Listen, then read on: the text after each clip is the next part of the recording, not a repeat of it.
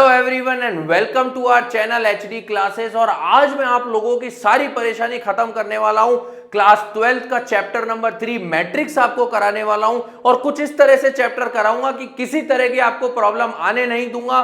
एक बार आपने मुझसे पढ़ लिया तो आपको कहीं भी मैट्रिक्स पढ़ने की जरूरत नहीं पड़ेगी, इस चीज की मेरी गारंटी है। उसी के साथ MCQs, all important questions, PYQs, हर एक चीज मैं आपको इस चैनल पर प्रोवाइड करने वाला हूं।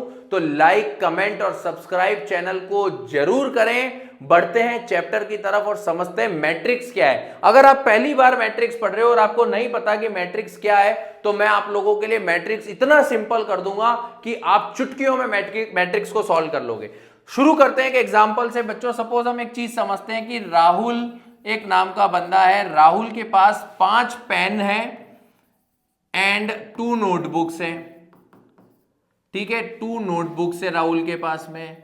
फिर उसके बाद हम ले लेते हैं सुनीता। सुनीता के पास में सपोज 6 पेन्स हैं एंड 2 नोटबुक्स है।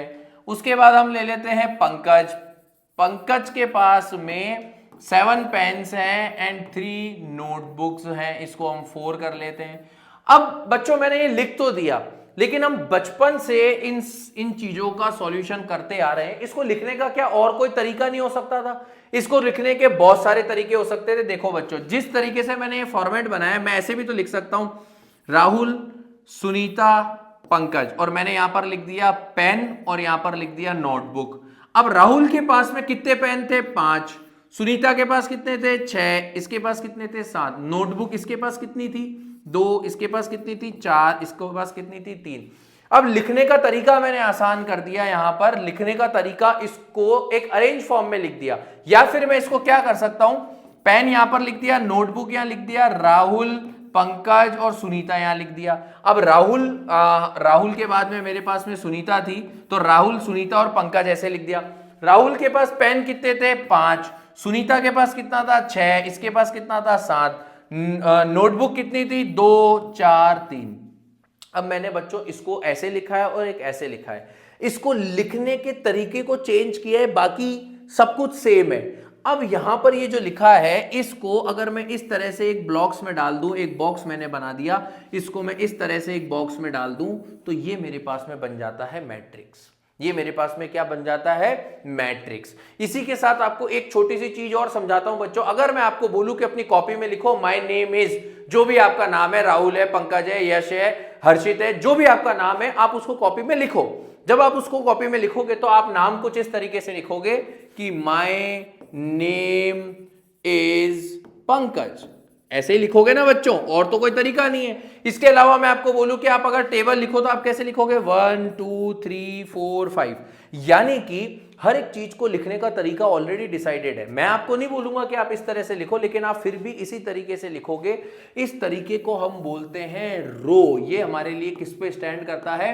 रो। और ये जो तरीका मेरे पास होता है, इस तरीके को हम क्या बोलते हैं? कॉलम। सपोज बच्चों आपने इसको पेन और नोटबुक को इस तरीके से जमाया, तो ये जो आपके पास दर्शाता है, इसको हम डिनोट करते हैं रो से। बचपन से हम रो एंड कॉलम पढ़ते आ रहे हैं, लेकिन कभी हमने ऐसे डीपली नहीं पढ़ा कि रो एंड कॉलम क्या होता है। और ये जो नंबर्स होते हैं हमारे पास, इसको हम बोलते हैं कॉलम। ये जो नंबर, और ये जो हमारे पास होती है रो, और ये होता है हमारे पास में कॉलम। अब इसमें और इसमें क्या डिफरेंस है? क्या डिफरेंस है इसमें और इसमें? इसमें और इसमें सिर्फ इतना सा डिफरेंस है कि इसका कॉलम इसकी रो बन गई, इसकी रो इसका कॉलम बन गई। सिंपल। इसमें आपके पास में कितनी रो हो गई बच्चों? 1 2 3। और कॉलम कितने हो गए? 1 और 2। रो कितनी हो गई? 1 2 और 3। 3 रोज हो गई और 2 कॉलम हो गए। अब आप यहां पर ध्यान से समझो, इसको हम बोलते हैं order. Order of matrix. Order of matrix का मतलब क्या होता है बच्चों? कॉपी में जरूर लिख लेना, m into N. m denote करता है रो को और n डिनोट करता है कॉलम को। इसमें कितनी रो है, इसके नीचे हम यहां लिखेंगे बच्चों m into N. m into N.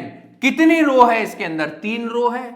Column कितने हैं इसके अंदर? 2 कॉलम है, तो 3 2 6। टोटल एलिमेंट इस मैट्रिक्स में कितने हुए? 1 2 3 4 5 6, यानी 6 एलिमेंट्स इसके अंदर हुए। यानी कि अगर हमारे पास एक सीधी फॉर्म दी हुई है तो उसको हम क्या बोलते हैं, कॉलम, और जो हमारे पास इस तरीके से लेटी हुई फॉर्म दी हुई है उसको हम क्या बोलते हैं, मैट्रिक्स में कॉलम। यानी मैट्रिक्स का मतलब समझ आया आपको? मैट्रिक्स का मतलब एक छोटा सा बॉक्स जिसके अंदर मेरे पास नंबर ऑफ रोज हैं और नंबर ऑफ कॉलम्स हैं। बचपन से आप एग्जाम हॉल में जाते हो तो आप एक अरेंज फॉर्म में बैठते हो, एक रो में आप बैठते हो, आपके पीछे बच्चा होता है और आगे भी बच्चा होता है, तो जो आगे पीछे होता है उसको हम कॉलम बोलते हैं, और जो हमारे साइड में रोज होती है उनको हम रोज बोलते हैं। साइड में जो बच्चा बैठा हुआ होता है उसको हम रोज बोलते हैं। तो मैट्रिक्स क्या है? मैट्रिक्स रो एंड कॉलम का अरेंज फॉर्म। मैट्रिक्स मतलब रोज एंड कॉलम्स को एक बॉक्स में डाल दिया तो वो मैट्रिक्स बन गया। आइए इसको डीपली समझते हैं बच्चों। हमारे पास सबसे पहले आता है ऑर्डर ऑफ मैट्रिक्स। अब ये जो बॉक्स बना हुआ है, इस बॉक्स को देख करके आपको क्या लग रहा है? ये मैट्रिक्स की फॉर्म है जिसके अंदर ये हमारे पास रो को डिनोट करती है और ये हमारे पास कॉलम को डिनोट करती है। अब यहां पर आप ध्यान से समझना बच्चों, यहां पर आपके पास में एलिमेंट दे दिया 1 2 3 4 5 6 7 8 9, ये हमारे पास। अगर मैं इसके ऑर्डर की बात करूं, मैंने आपको बोला m इंटू एम, हम यहां मैट्रिक्स के साइड में एक बॉक्स बनाते हैं, कोना यहां पर लिखते हैं m into N. m into N का मतलब क्या हुआ? इस पूरी मैट्रिक्स में कितनी रो है, कितना कॉलम है। कितनी रो है बच्चों इसमें? 1 2 3, 3 रो है तो हम यहां लिख देंगे 3। कॉलम कितने हैं? 1 2 3, तो यहां पे कॉलम कितने हुए? 3। तो टोटल नंबर ऑफ एलिमेंट्स इस मैट्रिक्स में कितने हुए? 9। टोटल नंबर ऑफ एलिमेंट्स इस मैट्रिक्स में कितने हुए? 9 एलिमेंट्स हुए। अब यहां पर ध्यान से समझना, इस फर्स्ट नंबर को, इसको मैट्रिक्स को वापस लिख लेता हूं, 1 2 3 4 5 6 7 8 9। अब यहां पर इस फर्स्ट नंबर वाले मैट्रिक्स को मैं किससे डिनोट करूंगा? इसकी जगह होती है ए। ए मतलब ये कौन सी रो में है? ये फर्स्ट रो का फर्स्ट एलिमेंट है, तो मैं इसको डिनोट करूंगा 1 1। 1 1 का मतलब होता है बेटो ए, आई और जे। आई किसको डिनोट करता है? आई रो को डिनोट करता है। जे किसको डिनोट करता है? जे कॉलम को डिनोट करता है। मतलब क्या हुआ? आई मतलब वो किस रो का एलिमेंट है, जे मतलब कॉलम में कहां है। अब यहां पर देखो बच्चों, ये हो गया फर्स्ट रो का फर्स्ट एलिमेंट, ये हो गया फर्स्ट रो का सेकंड एलिमेंट, ये हो गया फर्स्ट रो का थर्ड एलिमेंट। इसकी बात करें हम, यहां हम आ गए हैं, ये हमारे पास R1 है, ये हमारे पास R2 है, ये हमारे पास R3 है, ये हमारे पास C1 है, ये हमारे पास C2 है, ये हमारे पास C3 है। ये कॉपी में जरूर लिख लेना, ये कॉलम है, ये रो है। अब यहां पर ध्यान से देखो, ये हमारे पास सेकंड रो का फर्स्ट एलिमेंट, यानी सेकंड रो का फर्स्ट एलिमेंट, यानी जो पीछे वाला नंबर है वो किसको डिनोट कर रहा है? वो कॉलम को डिनोट कर रहा है। ये सेकंड कॉलम, ये थर्ड कॉलम, थर्ड कॉलम का फर्स्ट एलिमेंट, सेकंड कॉलम का फर्स्ट एलिमेंट और फर्स्ट कॉलम का फर्स्ट एलिमेंट, यानी फर्स्ट रो का भी फर्स्ट एलिमेंट। उसके बाद इसकी बात करें तो ये एक क्या नंबर है आपके पास? ए, सेकंड रो का सेकंड एलिमेंट। ये क्या है? सेकंड रो का थर्ड एलिमेंट। ये आपके पास क्या है? थर्ड रो का फर्स्ट एलिमेंट। ये आपके पास क्या है? थर्ड रो का सेकंड एलिमेंट। ये आपके पास क्या है? थर्ड रो का थर्ड एलिमेंट। तो ये बच्चों ऑर्डर ऑफ मैट्रिक्स होता है। इसको हम क्या समझते हैं? ऑर्डर ऑफ मैट्रिक्स, कि मैट्रिक्स को अरेंज कैसे किया जाता है। और यहां पर आता है m इंटू एन। एम मतलब कितनी रो, एन मतलब कितने कॉलम। तो 3 रो और 3 कॉलम, 3 इंटू 3, टोटल एलिमेंट एक मैट्रिक्स में कितने हो गए? 9। यानी m इंटू एन क्या बताता है कि नंबर ऑफ रोज कितनी है और नंबर ऑफ कॉलम कितना है। जब आप नंबर ऑफ रोज को नंबर ऑफ कॉलम से मल्टीप्लाई करोगे तो आपको क्या मिल जाएगा? Total number of elements. यहां तक आई होप आपको समझ में आया होगा बच्चों। इसके बाद हमारे पास में, इस कॉन्सेप्ट के बाद हमारे पास में शुरू होता है types of matrix. Types of matrix का पहला पार्ट होता है बच्चों कॉलम मैट्रिक्स। अगर मैट्रिक्स आपके पास में इस फॉर्म में दे रखी है तो इस मैट्रिक्स को हम बोलते हैं कॉलम मैट्रिक्स, जिसके अंदर एक ही कॉलम है लेकिन रो 4 है। इसको हम ऐसे भी लिख सकते हैं 4 इंटू 1, यानी नंबर ऑफ रोज कितनी हो गई? 1 2 3 4, और कॉलम कितना हो गया? एक ही सिंगल कॉलम। जब सिंगल कॉलम आ गया, रोज ज्यादा हो गई, तो वो कॉलम मैट्रिक्स कहलाती है। कॉलम मैट्रिक्स को हम 4 इंटू 1 से डिनोट करते हैं। ये हमारे पास में कॉलम मैट्रिक्स है। इसके आगे चलते हैं बच्चों। सेकंड नंबर पर रो मैट्रिक्स आती है 1 इंटू 4। इसको हम डिनोट करते हैं 1 इंटू 4। यहां पर 1 रो है और 4 कॉलम है। एक रो है और आपके पास में 4 कॉलम है। उसके बाद हम चलते हैं स्क्वायर मैट्रिक्स।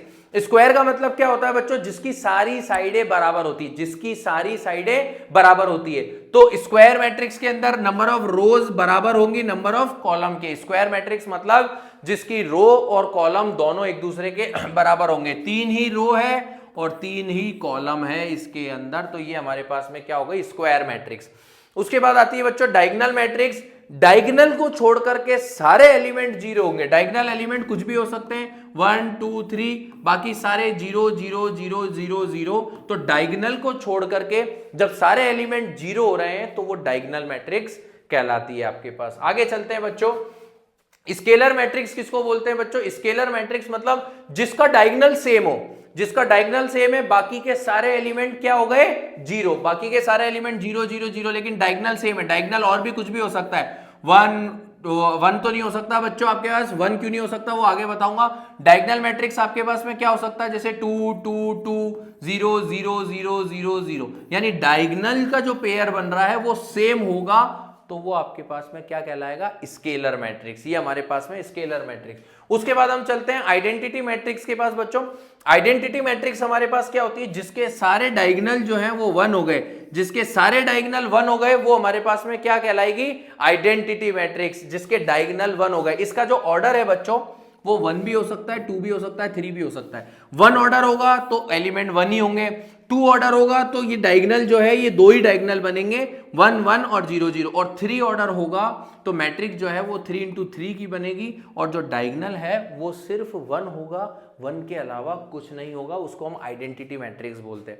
उसके बाद हमारे पास में आती है बच्चों जीरो मैट्रिक्स। जीरो मैट्रिक्स मतलब एक बॉक्स के अंदर जब सारे एलिमेंट जीरो हो गए तो वो कहलाती है आपके पास में जीरो मैट्रिक्स। ये थे हमारे पास बच्चों कुछ टाइप्स मैट्रिक्स के।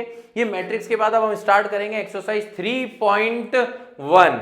क्वेश्चन नंबर फर्स्ट हमारे पास में बच्चों एक्सरसाइज नंबर 3.1 का आ रहा है। क्वेश्चन नंबर फर्स्ट देखो बुक में, एनसीईआरटी में आपको ये क्वेश्चन दिया हुआ होगा। आइए बच्चों समझते हैं इसको। क्वेश्चन लिखा है इन अ मैट्रिक्स ए, एक मैट्रिक्स दे रखा है, आपसे पूछा है ऑर्डर बताओ। अब ऑर्डर मैंने क्या बोला बच्चों? ऑर्डर आपके पास में क्या होता है? m multiply by n।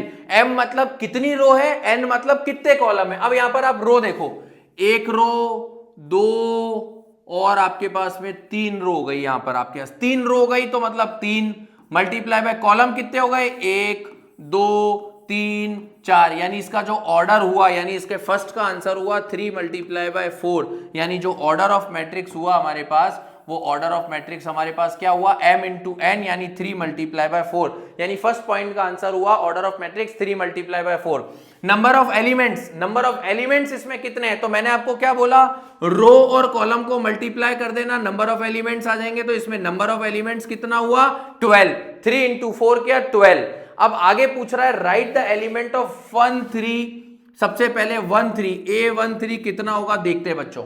1 3 का मतलब क्या हुआ बच्चों? फर्स्ट रो का थर्ड एलिमेंट, फर्स्ट रो का थर्ड एलिमेंट, फर्स्ट रो का थर्ड एलिमेंट, यहां पर आपके पास में 19। सेकंड बोल रहा है A21, आप ट्राई करो फिर मैं बताता हूं। A21, वीडियो पॉज करके ट्राई जरूर करना।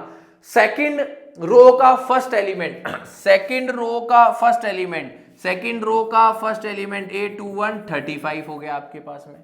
आगे देखो A33, थर्ड रो का थर्ड एलिमेंट, थर्ड रो का थर्ड एलिमेंट A33 आपके पास क्या हो गया? माइनस का 5।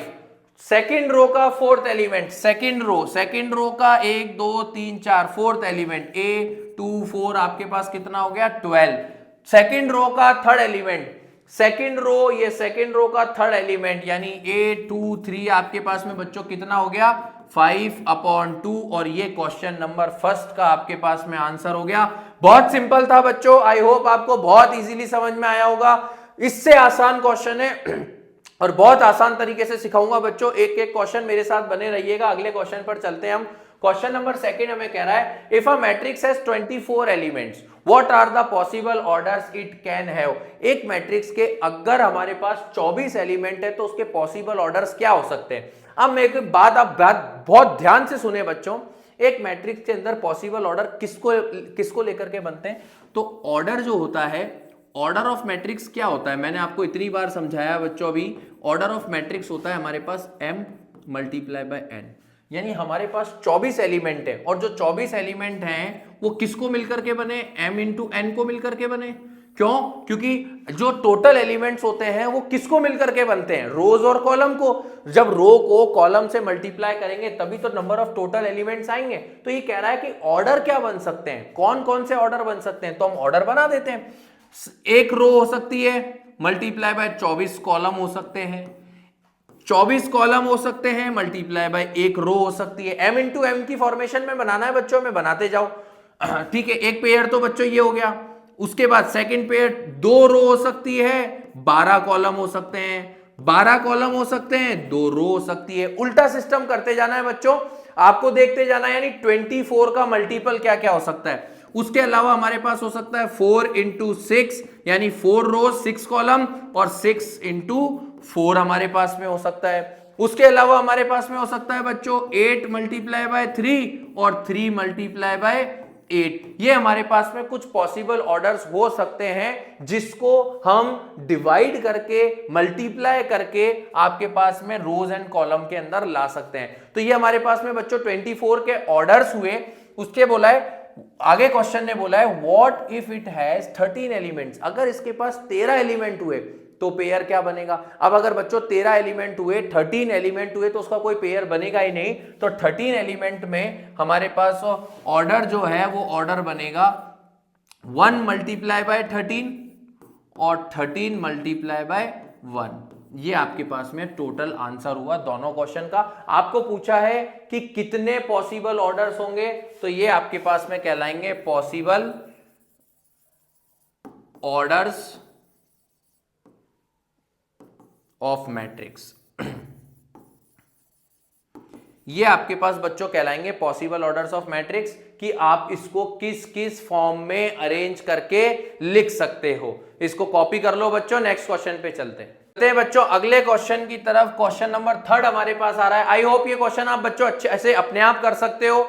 इसमें सिर्फ आपसे 18 एलिमेंट पूछा है, पॉसिबल ऑर्डर पूछा है। तो 18 के पॉसिबल ऑर्डर क्या हो सकते हैं, 1 मल्टीप्लाई बाय 18 और 18 मल्टीप्लाई बाय 1, 3 मल्टीप्लाई बाय 6 और 6 मल्टीप्लाई बाय 3, और 18 के क्या हो सकते हैं, 2 मल्टीप्लाई बाय 9 और 9 मल्टीप्लाई बाय 2। ये इसका आंसर हुआ। उसके बाद पूछा है व्हाट इट हैज 5 एलिमेंट्स, अगर 5 होते तो 1 इंटू 5 और 5 इंटू 1। ये आपके पास में टोटल आपके पास में क्या हुए बच्चों, पॉसिबल ऑर्डर्स। बहुत सिंपल सा क्वेश्चन था बच्चों, आई होप आपको समझ में आया होगा। इस क्वेश्चन के बाद हम आगे चलते हैं क्वेश्चन नंबर एनसीईआरटी का क्वेश्चन नंबर 4 देखते हैं क्या है। ये कह रहा है construct a 2x2 matrix aij whose elements are given below।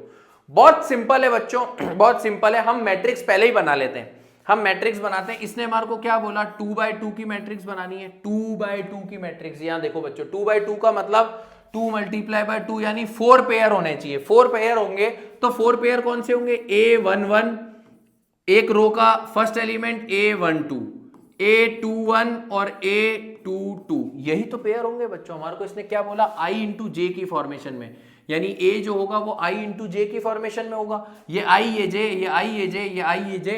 अब यहां पर आपको कंस्ट्रक्ट करनी है मैट्रिक्स 2x2 की। ये अपन ने कंस्ट्रक्ट कर दी। अब हमें बोल रहा है इसकी वैल्यू निकालो, i j की वैल्यू निकालो। अब आपको i j की वैल्यू यहां पर निकालनी है और मैट्रिक्स कंस्ट्रक्ट करना है। तो यहां पर सबसे पहले आपके पास फर्स्ट एलिमेंट कितना आ रहा है, 1 1। तो हम सबसे पहले यहां पर कितना रखेंगे, i की वैल्यू 1, j की वैल्यू 1, उसका स्क्वायर अपॉन 2, 1 प्लस 1 2, 2 का स्क्वायर 4, 4 अपॉन 2, तो 2 हमारे पास में आ गया। तो हम यहां पर इस मैट्रिक्स की वैल्यू जो है वो क्या रखेंगे, 2। यहां पर फर्स्ट एलिमेंट हमारे पास क्या आ गया, 2। सेकेंड एलिमेंट के लिए हम क्या रखेंगे, 1 2, 1 2 रखते हैं। ये तो हमारे पास फर्स्ट पार्ट हो गया। सेकेंड एलिमेंट के लिए हम 1 2 रखेंगे, तो 1 प्लस 2 का होल स्क्वायर अपॉन 2।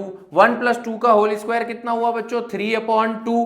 3 का स्क्वायर हम करेंगे तो कितना आएगा, 9 अपॉन 2। तो सेकेंड एलिमेंट पर हमारे पास जो मैट्रिक्स आ गई वो आ गई 9 अपॉन 2। अगली मैट्रिक्स आपको 2 और 1 रखना है। 2 और 1 रखोगे सेम आएगा, 3 अपॉन 2। 3 का स्क्वायर करोगे 9 अपॉन 2, तो ये वाला एलिमेंट भी आपके पास 9 अपॉन 2 ही आएगा। उसके बाद आपको i और j की वैल्यू कितनी रखनी है, 2 2। 2 और 2 का रखोगे तो 2 प्लस 2 आपके पास हो गया 4, और 4 का स्क्वायर करोगे आप तो 16, 16 बाय 2 आप करोगे तो आपके पास 8 यहां पर आ जाएगा। तो अगला एलिमेंट ये आपकी कंस्ट्रक्ट हो गई मैट्रिक्स 2x2 की। ये बस आपको दोनों क्वेश्चनों में यही करना है बच्चों, सिंपल है। 1 1 रखते जाना वैल्यू, फिर 1 2 रखते जाना, फिर 2 1 रखते जाना, फिर 2 2 रखते जाना। बहुत सिंपल है बच्चों, एक क्वेश्चन और करके दिखा देता हूं, फिर थर्ड आप ट्राई करना। अगर आपको सेकंड वाला पार्ट सॉल्व करना है तो आई और जे की वैल्यू रखनी है। अब आई और जे की वैल्यू बच्चों कितनी है, 1 बाय 1। आई की जगह 1 रखोगे, नीचे 1 रखोगे तो 1 वैल्यू आ जाएगी। तो फिर सेकंड नंबर पर जो मैट्रिक्स आपके पास कंस्ट्रक्ट होगी वो यहां पर आ जाएगा एलिमेंट 1। फिर रखोगे 1 और 2, तो 1 और 2 यानी आई की वैल्यू 1 रखोगे, नीचे 2 रखोगे तो ये हो जाएगी आपके पास 1 बाय 2। फिर रखोगे 2 और 1 तो सेम एलिमेंट आएगा 2 और 1 यानी 2, तो आई की वैल्यू हो गई 2 और जे की वैल्यू हो गई 1, तो यहां पर आपके पास आ जाएगा बच्चों 2। 2 और 2 रखोगे तो 2/2 आपके पास में 1 हो जाएगा और यहां पर आपके पास ये मैट्रिक्स बन गई 1 बाय 2, 2 और 1। यहां पर ये गलती मत करना कि 1 और 2 का आंसर अगर 1 बाय 2 आया तो यहां भी 1 बाय 2 आएगा। ये डिवाइड है बच्चों, डिवाइड में रो अलग हो गई, कॉलम अलग हो गया, तो दोनों की वैल्यूज आपके पास में चेंज हो गई। तो ये फर्स्ट क्वेश्चन की मैट्रिक्स बन गई, ये सेकंड की बन गई, और थर्ड क्वेश्चन की आप खुद बनाओगे इसी तरीके से, वैल्यू पुट करके स्क्वायर करके 2 का डिवाइड दे देना। तो आई होप आपको समझ में आया होगा बच्चों, इसको कॉपी कर लो। फिर चलते हैं हम नेक्स्ट क्वेश्चन की तरफ। चलते हैं बच्चों नेक्स्ट क्वेश्चन की तरफ, और क्वेश्चन नंबर आपके पास आ रहा है 5th। Construct a matrix 3 into 4 की मैट्रिक्स बनानी है, उसके एलिमेंट्स हमारे को गिवन है 3 into 4, यानी बच्चों ध्यान से सुनना, 3 रो होनी चाहिए और 4 कॉलम होने चाहिए। तो देखो 3 रो होनी चाहिए हमारे पास, तो हम पहला एलिमेंट ले लेते हैं A11। कॉलम कितने चाहिए, 4, A12, A13 और A14, ये हमारे पास 4 कॉलम कंस्ट्रक्ट हो गए बच्चों। सबसे पहले 4 कॉलम कंस्ट्रक्ट कर लो, उसके बाद रो कितनी चाहिए आपके पास, रो चाहिए 2 और रो चाहिए 3, ये आपके पास में हो गया A22, A23, A24।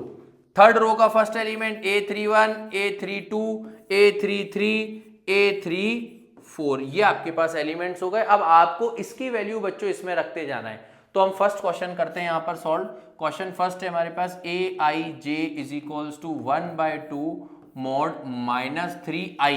i मतलब i की वैल्यू रखनी है 1। i की वैल्यू हमारे पास फर्स्ट एलिमेंट की कितनी हो गई, 1। j की वैल्यू कितनी हो गई बच्चों, j की वैल्यू भी 1। मॉड में रखते हैं 1 बाय 2 -3 प्लस 1, तो 1 बाय 2 -3 प्लस 1 कितना होगा बच्चों, -2। लेकिन यहाँ आप मोड में हो, जब मोड से बाहर निकालोगे तो वो +2 हो जाएगा, तो ये -2 आपके पास +2 हो जाएगा और इससे ये कैंसिल होगा, तो आपके पास 1, यानी फर्स्ट एलिमेंट की जो वैल्यू है बच्चों, यही नीचे हम मैट्रिक्स बना रहे हैं, फर्स्ट एलिमेंट की वैल्यू आ गई 1। अब हम रखते हैं 1 और 2, अब हम रखते हैं बच्चों 1 और 2। 1 बाय 2 मोड में -3 1, या तो i की वैल्यू 1 हो गई, प्लस j की वैल्यू हो गई आपके पास में 2, j की वैल्यू हो गई 2। अब देखो बच्चों 1 बाय 2 मोड में -3 प्लस 2, अब यहां पर आएगी -3 में से 2 को माइनस करोगे 1 बचेगा, माइनस के 1 को मोड से बाहर निकालोगे तो 1 बचेगा, तो 1 बाय 2, यानी सेकंड वैल्यू जो आपके पास आ गई वो कितनी आ गई, 1 बाय 2। इसी तरीके से बच्चों आपको सभी की सॉल्व करते करते वैल्यूज निकालते जाना है। थर्ड एलिमेंट की अगर हम वैल्यूज निकालेंगे तो 1 और 3, अब देखो आप 1 by 2 is equal 1 by 2 mod के अंदर हमारे पास में, मोड के अंदर आ गया -3i। i की वैल्यू कितनी है 1, i की वैल्यू 1 ही चलेगी जब तक आपके पास फर्स्ट रो की वैल्यू निकाल रहे हो। j की वैल्यू हो गई आपके पास में 3। अब आप इसको सॉल्व करोगे, -3 प्लस 3 0 0 आ गया, और ये 1 बाय 2 पूरा ही 0 हो जाएगा, तो आपके पास थर्ड वैल्यू जो आ गई वो आ गई 0। A14 की वैल्यू निकालते हैं तो 1 बाय 2 मोड में -3 1 एज इट इज रहेगा, प्लस आप किसकी वैल्यू निकाल रहे हो, फोर्थ टर्म की वैल्यू निकाल रहे हो। अगेन आपके पास -3 और 4 1 आएगा, 1 को बाहर मल्टीप्लाई करोगे तो 1 बाय 2, तो इसकी वैल्यू आपके पास 1 बाय 2 आ गई। इसी तरीके से बच्चों आपको सॉल्व करते करते सारे एलिमेंट्स की वैल्यूज निकालनी है, और आई होप आप अपने आप भी कर सकते हो बच्चों। मैं सेकंड का एक और एलिमेंट आपको निकाल के बता देता हूं, A21, तो हाफ मोड में -3 2 प्लस 1, 2 और 1, i की वैल्यू 2 थी, j की वैल्यू 1 थी, सॉल्व कर लो बस। 1 बाय 2 3 2 6 मोड में -6 प्लस 1, 1 बाय 2 -6 और प्लस 1 आपके पास में बच जाएगा -5, और मोड से जब आप बाहर निकालोगे तो 5/2, और ये आपके पास में इसका फर्स्ट एलिमेंट आ गया 5 बाय 2। इसी तरीके से आपको वैल्यूज पुट करते जाना है और आंसर निकालते जाना है, आपको सबका आंसर इसी तरीके से मिलते जाएगा बच्चों। फिर भी कोई दिक्कत आए कमेंट कर देना, मैं आपको पूरा सॉल्व करके बता दूंगा। वैसे जरूरत मुझे नहीं लग रही है, बिकॉज आपको इसी तरीके से वैल्यूज पुट करते जानी है। अगर आपको मेरे साथ साथ पढ़ना है तो साथ साथ थोड़ा क्वेश्चन मैं करूंगा, थोड़ा आप ट्राई करना, ताकि आपकी भी प्रैक्टिस होती जाए, और ट्राई करके बुक से आंसर जरूर मैच कर लेना। इसको कॉपी कर लो बच्चों, फिर नेक्स्ट पे चलते हैं अगले क्वेश्चन की तरफ। और अगला क्वेश्चन हमारे पास में क्या आ रहा है बच्चों, फाइंड द वैल्यू। इसको सिखाने से पहले मैं आपको एक टॉपिक जरूर बता देता हूं कि मैट्रिक्स इक्वल कब हो सकते हैं। कब हम मैट्रिक्स को बोल सकते हैं कि दोनों मैट्रिक्स आपके पास में इक्वल है। इक्वल मैट्रिक्स हम इसको कब बोल सकते हैं इक्वल मैट्रिक्स बच्चों, जब हमारे पास सपोज यहां पर है 1 2 3 4 और यहां पर हमारे पास है सपोज x y a और b, ये हमारे पास एलिमेंट्स दिए हुए हैं, तो हम इसको इक्वल मैट्रिक्स तभी बोल सकते हैं जब ये दोनों का ऑर्डर सेम है, 2 into 2 और 2 into 2। जब दोनों मैट्रिक्स का ऑर्डर सेम होगा तभी हम बोल सकते हैं कि जो मैट्रिक्स है वो इक्वल मैट्रिक्स है। ये बात ध्यान रखना। क्वेश्चन शुरू करते हैं बच्चों। क्वेश्चन नंबर फर्स्ट हमारे पास में जो है, इसको ध्यान में रखना, इक्वल मैट्रिक्स किसको बोलते हैं, इसी के बिहाफ पर क्वेश्चन नंबर फर्स्ट होगा। अब देखो क्वेश्चन नंबर फर्स्ट में आप कंपेयर कर लो इन दोनों इक्वेशन को। जब आप कंपेयर करोगे तो y की वैल्यू आपके पास में कितनी आ गई, y is equals to 4, z की वैल्यू कितनी आ गई 3, z is equals to 3, x की वैल्यू कितनी आ गई, x इज इक्वल्स टू 1। जब आपने कंपेयर करा तो ये आपके पास में x और y और z की वैल्यूज आ गई। क्वेश्चन खत्म। क्वेश्चन बहुत सिंपल था। आगे चलते हैं। क्वेश्चन नंबर 2 जो है हमारे पास में, यहां पर आपको क्या दिया हुआ है, 5 plus Z is equals to 5, यानी z की वैल्यू कितनी आ गई 5 माइनस 5, z की वैल्यू आ गई आपके पास में 0, z की वैल्यू कितनी आ गई 0। अब हम बात करते हैं, हमारे को दिया हुआ क्या है, x प्लस y की वैल्यू हमें दी हुई है 6 और x y की वैल्यू हमें दी हुई है 8। अब बच्चों यहां पर ध्यान से देखना, यहां पर हमें क्या करना होगा, हम y की वैल्यू को उधर ले जाते हैं, तो जब y की वैल्यू को उधर ले गए तो x की वैल्यू कितनी मिल गई 6 माइनस y। अब x की वैल्यू को हम यहां पर पुट कर देते हैं, x की जगह पर 6 माइनस y और ब्रैकेट में y is equals to 8। y को अंदर मल्टीप्लाई कर लो, 6y minus Y square is equals to 8। इनको घुमा करके हम वहां ले जाते हैं तो हमारे पास जो इक्वेशन बनेगी वो बनेगी y square minus 6y plus का 8 बराबर 0। यहां पर हम बच्चों मिडिल टर्म स्प्लिटिंग कर देंगे। मिडिल टर्म स्प्लिटिंग करेंगे तो y square is equals y square minus 4y minus 2y plus 8 is equals to 0। यहां से y कॉमन लेंगे तो y माइनस 4 बचा, यहां से माइनस का 2 कॉमन लेंगे तो y minus 4 is equals to 0। तो यहां पर बच्चों आपके पास में जो है y की वैल्यूज कितनी आ गई, y माइनस 4 को आपने y माइनस 4 को आपने 0 के इक्वल, y माइनस 4 को आपने 0 के इक्वल रखा तो y की वैल्यू आ गई 4, और y माइनस 2 को आपने 0 के इक्वल रखा तो y की वैल्यू आ गई आपके पास में 2, यानी y की पॉसिबल वैल्यूज कितनी आ गई आपके पास में 4 और 2। तो हम x की भी वैल्यूज निकाल लेते हैं, तो x is equals to 6 minus 4, तो x की वैल्यू हमारे पास कितनी आ गई 2। y की वैल्यू जब हम यहाँ पे 2 पुट करेंगे तो x की वैल्यू कितनी आ जाएगी, x is equals to 6 minus 2, x is equals to आपके पास में 4, यानी दो पॉसिबल वैल्यूज हो गई x और y की। z की वैल्यू हो गई 0, x की वैल्यू हो गई आपके पास में 2 और 4, y की वैल्यू हो गई आपके पास में 2 और 4, z की वैल्यू हो गई 0, और ये आपके पास में मैट्रिक्स बन गया। ये इसका क्वेश्चन नंबर 2 का आंसर। इसको कॉपी कर लो बच्चों। क्वेश्चन नंबर 3 करते हैं हम, अब शुरू करते हैं क्वेश्चन नंबर 3।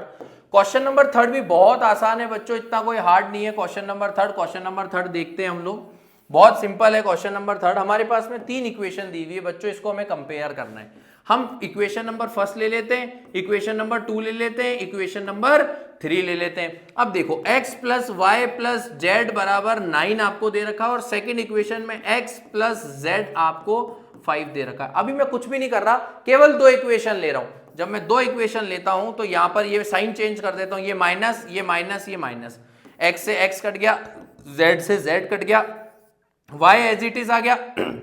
9 में से जब आप 5 माइनस करोगे तो आपके पास बचेगा 4, y की वैल्यू आ गई आपके पास में 4।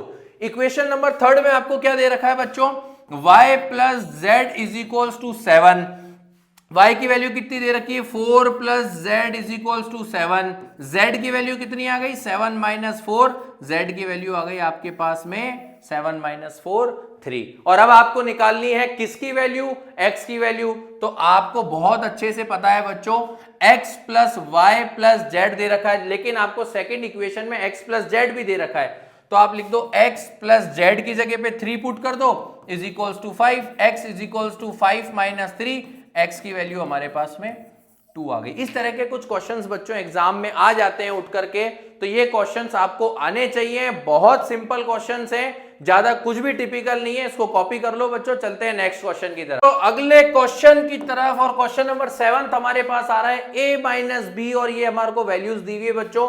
अगेन 2x2 की मैट्रिक्स है, ये भी 2x2 की मैट्रिक्स है। सबसे पहले हम इसको कंपेयर करते हैं बच्चों। a माइनस बी की वैल्यू हमें -1 दी हुई है और 2a माइनस बी। सबसे पहले सिंपल कर लो क्वेश्चन को, दो फॉर्म हमारे पास बन गई और इन दो की फॉर्म बना दो। 2a प्लस 3 की वैल्यू दी हुई है 5 और 3c प्लस d की वैल्यू दी हुई है आपको 13। अब आप यहां पर लीनियर इक्वेशन लगा दो बच्चों। चैप्टर जो है थर्ड चैप्टर क्लास 10th का लीनियर इक्वेशन में आपने क्या सीखा था बच्चों, यहां पर साइन चेंज कर दो, इसको प्लस का कर दो, इसको प्लस का कर दो, इसको माइनस का कर दो। तो आपके पास में ये तो कैंसिल हो गया और ये आपके पास में बच्चों माइनस का हो गया, प्लस का था तो माइनस का हो गया। 2a में से a माइनस करेंगे तो माइनस का a और माइनस का 1 यहां पर बचेगा, माइनस से माइनस कैंसिल, a की वैल्यू आ गई आपके पास में 1।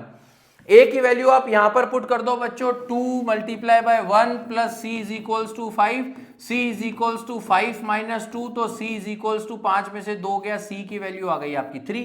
c की वैल्यू 3 बच्चों यहां पुट कर दो। बहुत सिंपल क्वेश्चन है यार, ये तो मेरे बच्चे वैसे ही कर लेंगे आसानी से। 3 3 9 plus d is equals to 13, d is equals to 13 minus 9, d is equals to आपके पास में 4। ये a की वैल्यू आ गई, c की वैल्यू आ गई, d की वैल्यू आ गई। b की वैल्यू आपको निकालनी है, तो b की वैल्यू आपके पास में यहां पर रख दो बच्चों। a minus B is equals to -1, a की वैल्यू आई 1 minus B is equals to -1, -1 को उधर भेज दो, minus B is equals to -1, -1 -2, minus B is equals to -2, minus से माइनस कैंसिल, b की वैल्यू हमारे पास में 2 आ गई। ये तो 2 मिनट का काम है, मेरे बच्चे ऐसे ही सॉल्व कर लेंगे। इतने सिंपल क्वेश्चंस हैं और एचडी क्लासेस के साथ बने रहे तो क्वेश्चंस और सिंपल हो जाएंगे। कॉपी कर लो बच्चों अगले क्वेश्चन की तरफ, और क्वेश्चन नंबर 8 हमारे पास आ रहा है। क्वेश्चन नंबर 8 हमें क्या कह रहा है कि a is equals to I J M into N is a square matrix if. अब मैंने आपको क्या बताया, स्क्वायर मैट्रिक्स कब पॉसिबल हो सकती है, जब रोज और कॉलम्स इक्वल हो, जब नंबर ऑफ रोज और नंबर ऑफ कॉलम्स इक्वल हो, यानी जब आपके पास रोज यानी रोज और कॉलम इक्वल हो, कॉलम रोज और कॉलम जब हमारे पास इक्वल होगा तभी हम कह सकते हैं कि वो स्क्वायर मैट्रिक्स है। तो कौन सी सिचुएशन बनेगी, m equals to n, option number C इसका आंसर हुआ, क्योंकि स्क्वायर मैट्रिक्स के अंदर कॉलम जितने होते हैं उतनी ही रो होती है, तो ऑप्शन सी इसका करेक्ट आंसर है।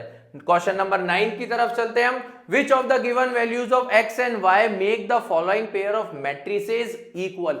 कौन से पॉसिबल वैल्यूज हैं जो कि इस मैट्रिक्स की वैल्यूज को सेटिस्फाई करते हैं। अब देखो बच्चों हमारे पास वैल्यू दे रखी है 3x plus 7 is equals to 0। अब मैं यहां से x की वैल्यू निकालता हूं तो x इज इक्वल्स टू 7 उधर चला जाएगा, -7 और 3 नीचे चला जाएगा तो -7/3। अब आपको क्या करना है बच्चों, सबसे पहले यहां पर देखना है x की वैल्यू क्या आपको -7/3 कहीं दे रखी है, यहां पर दे रखी है 1/3, यहां पे दे रखी है 2/3 माइनस का, यहां पर दे रखी है माइनस का 1/3, तो ये तो बच्चों x की वैल्यू आ ही नहीं रही है। लेकिन अभी आपके पास एक सिचुएशन और दे रखी है, ये भी आप निकाल करके चेक करो कि इसकी वैल्यू आ रही है या नहीं आ रही है। इक्वल्स टू 4 दे रखा है, इसको उधर ले जाते हैं बच्चों, माइनस का 3x is equals to 4 minus 2, तो -3x इज इक्वल्स टू यहां पर बचा 2, x की वैल्यू आ गई आपके पास माइनस का 2/3। अब आप देखो x की वैल्यू कोई माइनस का 2/3 आ रही है क्या, हाँ आ रही है, बिल्कुल आ रही है। x की वैल्यू c वाले ऑप्शन में माइनस का 2/3 आ रही है, तो क्या इसका आंसर c हुआ, क्या इसका आंसर c हुआ, बिल्कुल भी नहीं, क्योंकि x की अगर दो वैल्यूज आ रही है इसका मतलब ये इक्वल नहीं है, ये इक्वालिटी नहीं है ना। हम तो बच्चों चेक कर रहे हैं कि क्या ये पेयर इक्वल है, इनमें से कोई वैल्यूज रखने पर क्या ये पेयर इक्वल हो रहा है। तो x की अगर दो वैल्यूज मेरे पास आ रही है तो इसका मतलब ये जो सिचुएशन है ये पॉसिबल नहीं है, और ऑप्शन नंबर बी इसका आंसर होगा, नॉट पॉसिबल टू फाइंड। क्यों, क्योंकि जब हमने इसको कंपेयर करा तो x की एक वैल्यू निकली और x की दूसरी वैल्यू निकली, यानी दो x की वैल्यू निकल गई। जबकि जब भी मैट्रिक्स इक्वल होता है तो वैल्यू हमेशा वेरिएबल की एक ही निकलती है। तो ये बात आप ध्यान रखें। तो ये क्वेश्चन नंबर 9 का आंसर होगा, not possible to find. Question number 10 की तरफ चलते हैं बच्चों। The number of all possible matrices of order 3 into 3 with each entry 0 और 1। ये आपको क्या कह रहा है बच्चों, ऑर्डर जो है मैट्रिक्स का, ध्यान से समझना, ऑर्डर ऑफ मैट्रिक्स आपको क्या रखना है, मैट्रिसेस रखना है इक्वल्स टू 3 into 3।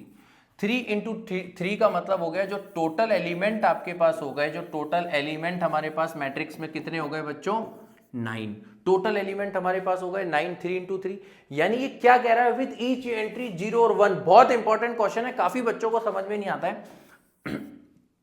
0 और 1 का मतलब है कि जो आप 3 into 3 की मैट्रिक्स बनाओगे उसमें जो पेयर बनेगा वो 0 1 0 1 यही बनेगा। यानी आप ये कर सकते हो 1, एक बार 1 ले लिया, फिर 0 0 0 0 0, फिर 0 0 0।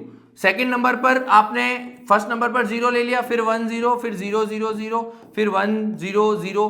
तो ये आप ऐसे कितने पॉसिबल ऑर्डर बना सकते हो, कितने पॉसिबल ऑर्डर आपके यहां पर बन सकते हैं। तो आपको यहां पर क्या करना होगा, नंबर ऑफ